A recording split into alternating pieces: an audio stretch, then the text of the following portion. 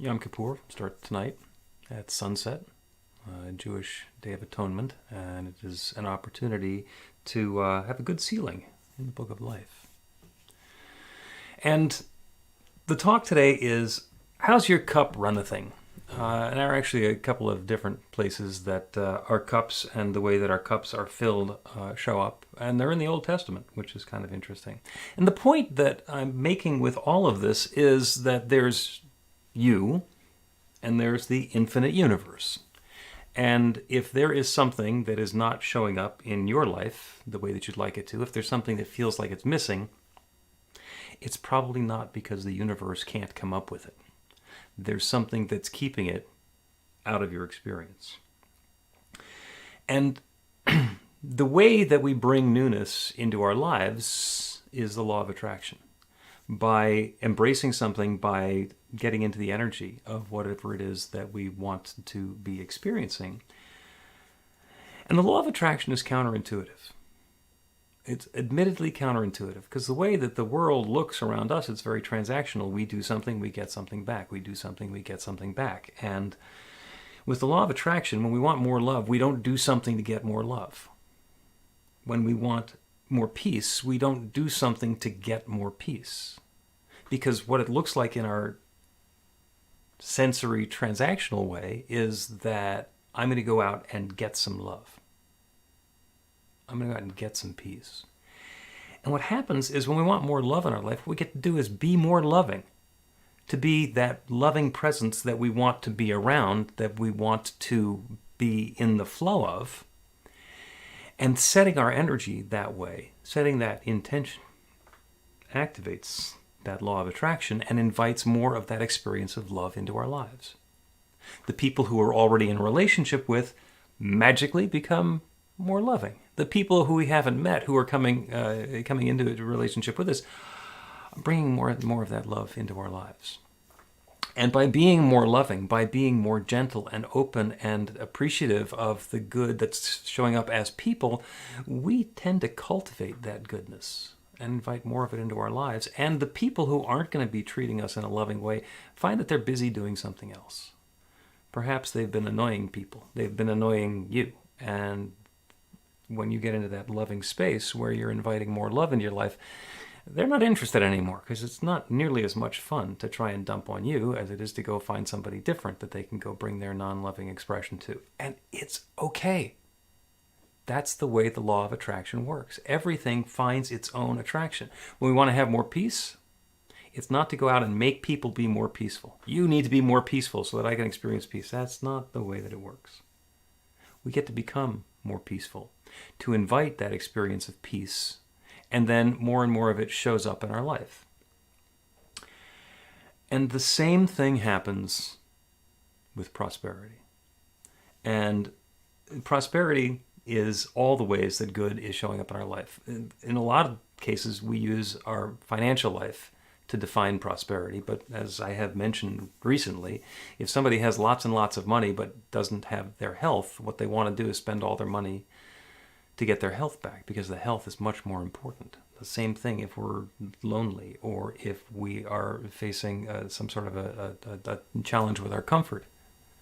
The prosperity is in having that experience of fulfillment, of enoughness, of completeness.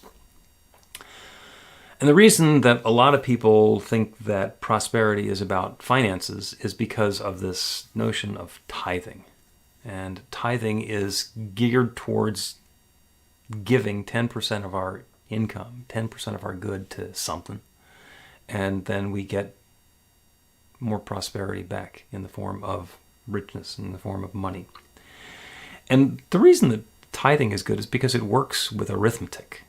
Because with money, you can actually calculate what 10% is, and you can also calculate what improvement there is in your life. When it comes to love or peace or harmony or the other things that we want to have in our lives, health and fitness and vitality, it's a little more squishy. It's a little more difficult to understand how it's going to work. And as an example, in preparation for this talk, I did not queue up the government to have the Social Security Administration send me my statement. But they did this week anyway, and it's got all the stuff. I'm turning 65 next year, which is apparently I need to find new health insurance, but it's going to be easier than it was before, or at least less expensive. But they also are telling me that I can qualify for Social Security and what the schedule is for doing that and how much I'm going to get paid for that. And that's fascinating, interesting. Okay, that doesn't particularly matter to me. But there's also a chart on page 2 of how much I've paid into the FICA system for Medicaid and for Social Security over the course of my life. And I started tithing in 1999. And I remember it because it was a class on tithing. It was called 4T, Tithing of Time, Talent, and Treasure. And the requirement was that we started tithing in that class. And I remember it being dramatic because I started that practice and it was really scary. And then it started working in a remarkable way. And I talked a little bit about that. But when I look at my Social Security statement, it shows me the year brackets. So there's decades to begin with, like from when I was born until 1980, which is about when I got out of college, and from 81 to 90, and from 91 to 2000, and started doing individual years. And the amazing, awesome, terrifying thing is that in 2006, I made almost as much as I did in the 80s. The entire decade of the 80s. I made almost that much in 1 year. And it was after I had started tithing. And some things changed in there, of course. I was in the radio business, which was notoriously lousy pay, especially for people who wanted to be famous and zany morning show air personalities, as I did. But looking at these numbers, it's really easy to see in black and white. Oh, well, the spiritual practice and the growth and the unfoldment actually works. It actually works. And we can use those numbers as a reminder of how well it's working. But it's also important to do the practice spiritually rather than decimally.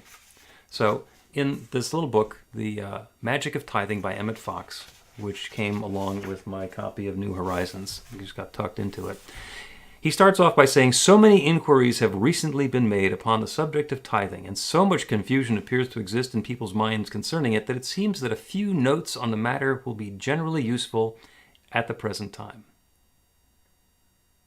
That is true. That was written by Emmett Fox in 1932.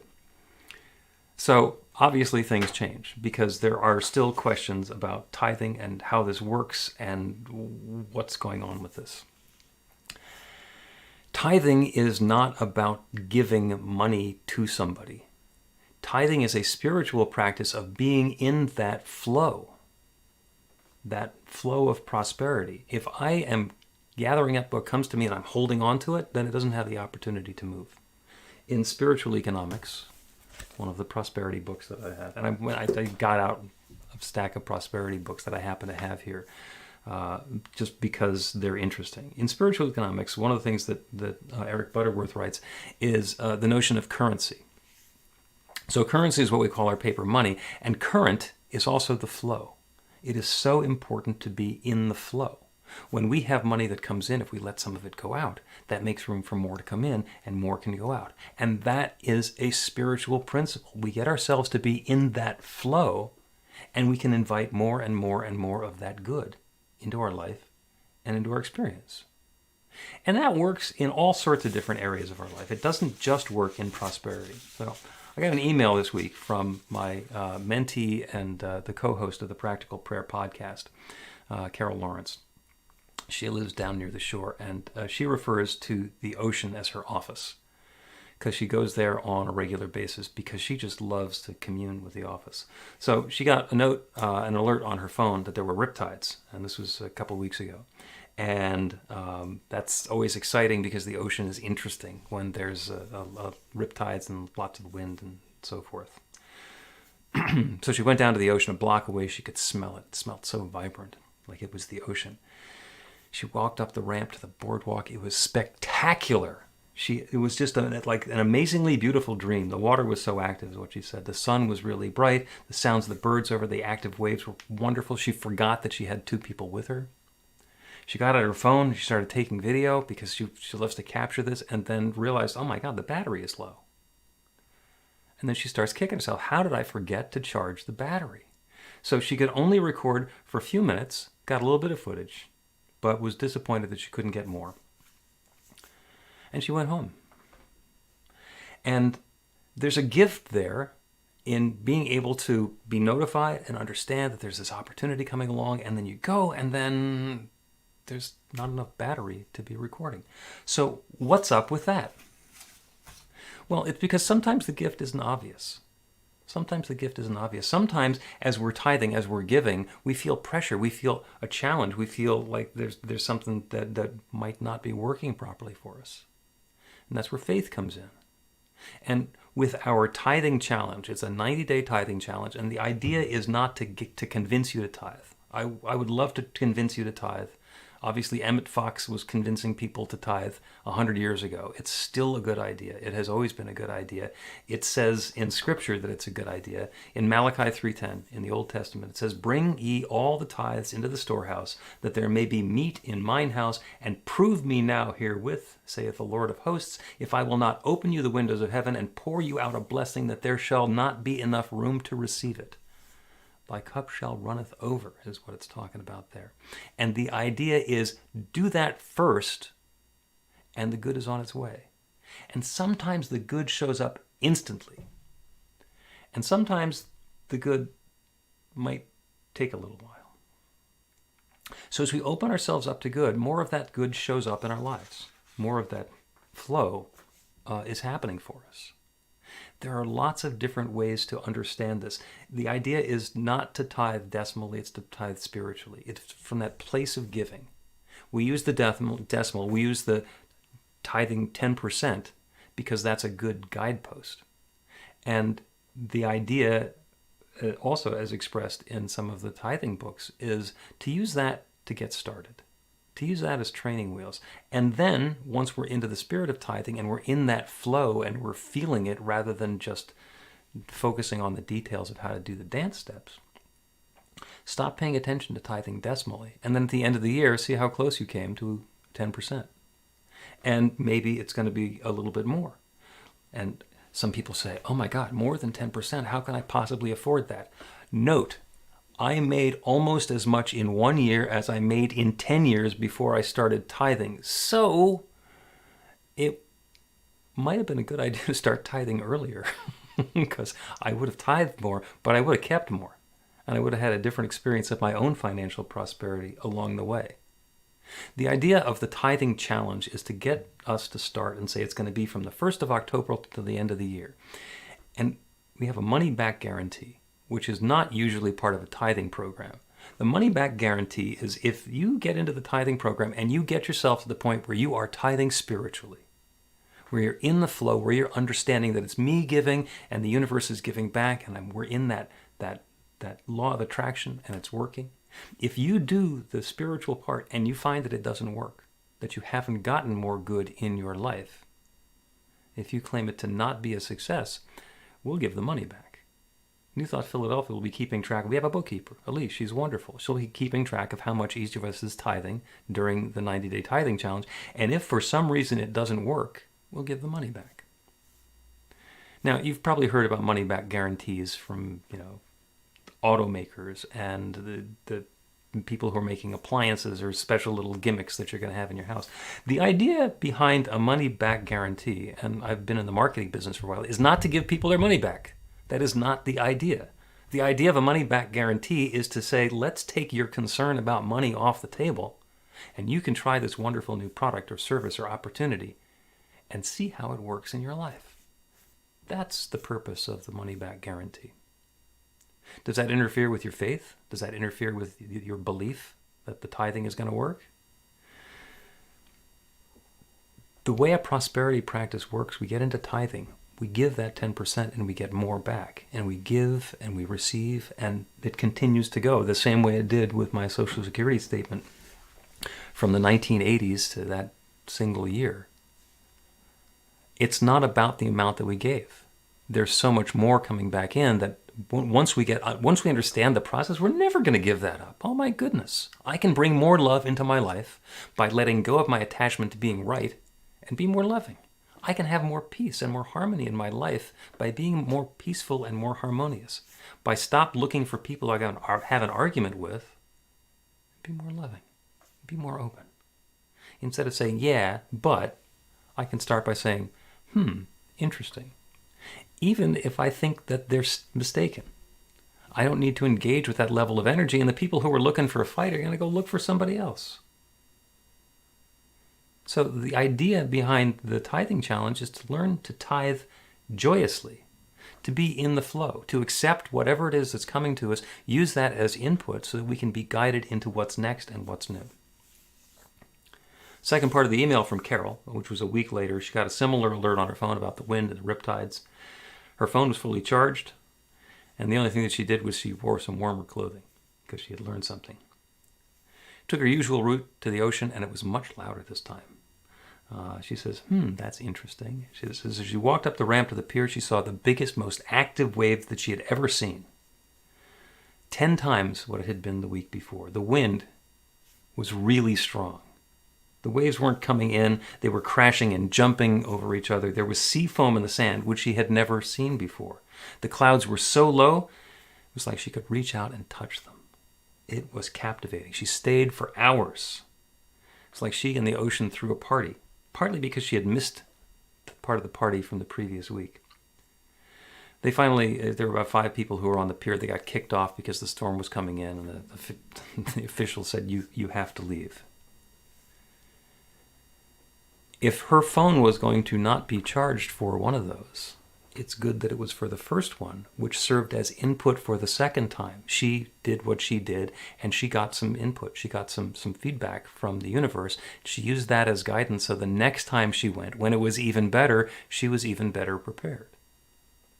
It's a give and take. It's a circulation. It is a flow. It is an opportunity for us to be in that flow, to give of ourselves. And in the 4T class that I mentioned, which was a Stratton Smith program, the tithing is of time, talent, and treasure. And treasure is the money. Time and talent. What are you giving?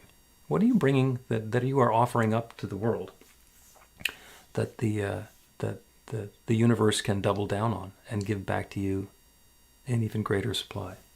I mentioned got some books here. So here's another one which is a favorite. This is The 4 Spiritual Laws of Prosperity by Edwene Gaines. And yes, we have taught classes on many of these books. This is Creative Mind and Success by Ernest Holmes, another wonderful book. Breen is going to be unhappy if I do not mention Prosperity by Charles Fillmore, which is a wonderful book. Not nearly the easy read that the Emmett Fox pamphlet is. Think and Grow Rich by Napoleon Hill, which was basically a study. He went out and interviewed a bunch of people who were prosperous and successful and tried to figure out what they had in common. And oh, by the way, this is it. So you can just act as if, do the same things that they're doing, and you get the same sort of result. It says 7 Spiritual Laws of Success by Deepak Chopra. And there are lots and lots and lots of them. And you can read as many books on prosperity as you want, and they will all give you a slightly different perspective on exactly the same thing.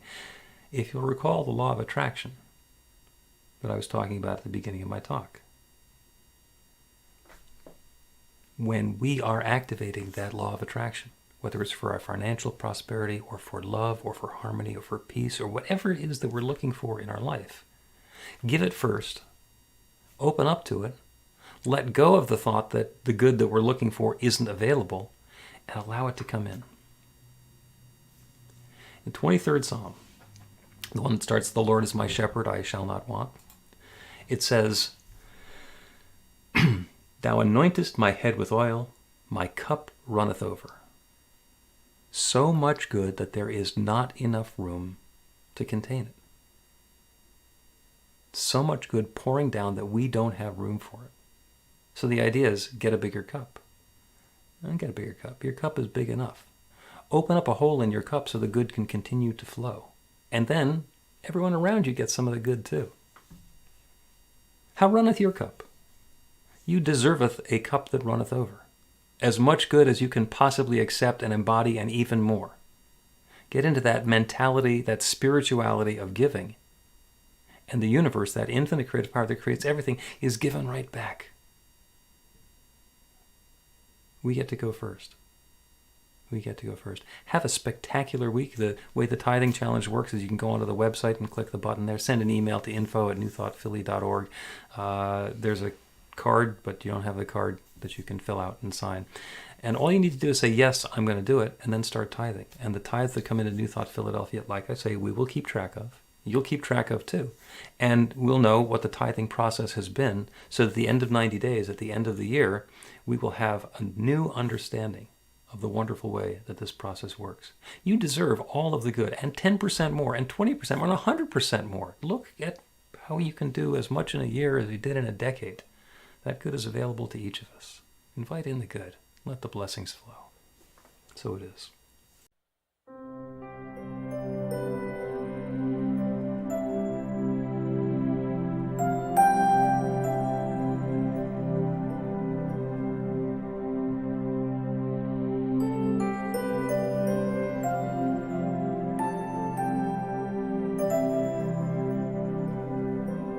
I will surrender to my greatest, highest good.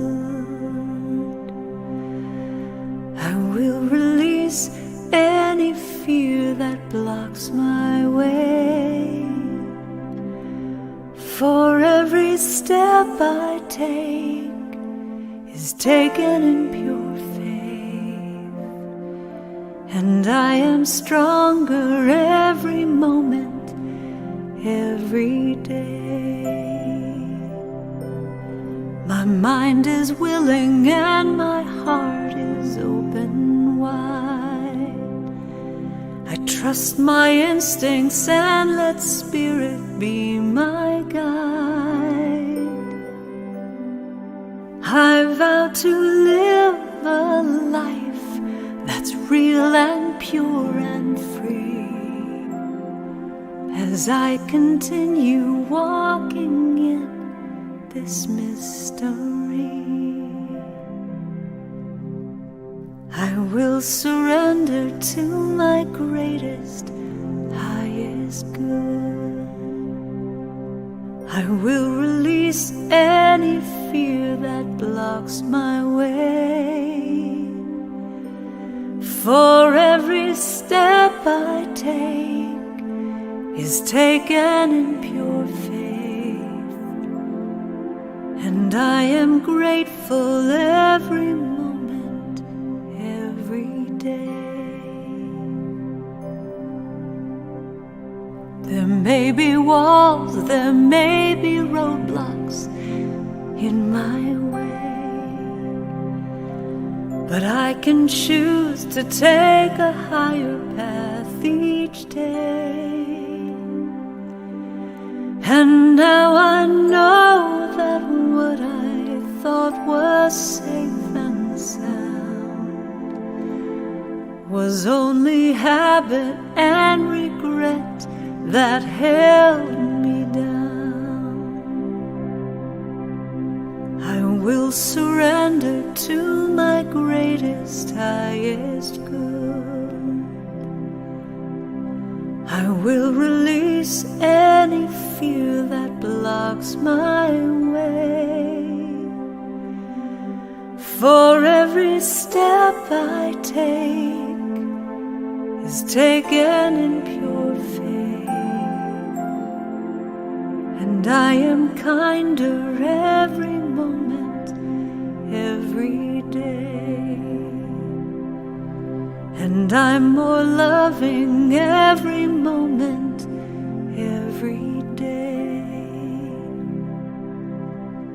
I will surrender